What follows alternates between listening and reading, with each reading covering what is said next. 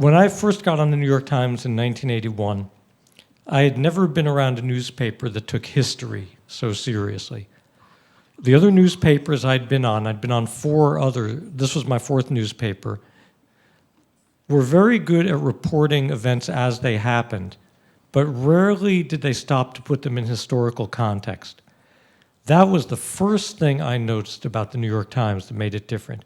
In almost every story I wrote or anyone else wrote, you'd have to at least devote a paragraph to trying to put the event in some kind of larger perspective, some kind of historical context.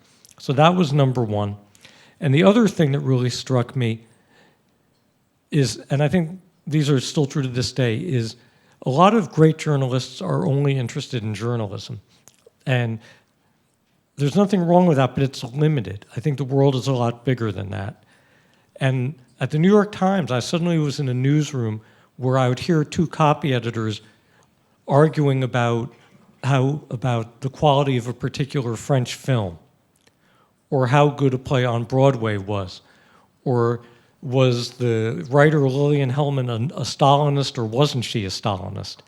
And I just thought, wow, I'm in a newsroom where people are talking about, arts and culture and, art exhibits and everything.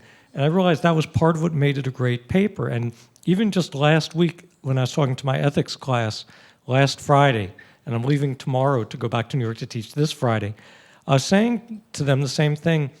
We happened to get on the subject, I'd seen a play.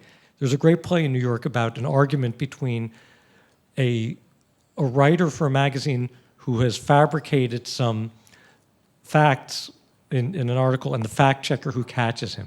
It's a great play. So I was talking about it to my class, and I said, you can't just consume journalism if you're going to be a great journalist. You have to read novels. You have to see plays. You have to listen to music. You have to go to art museums.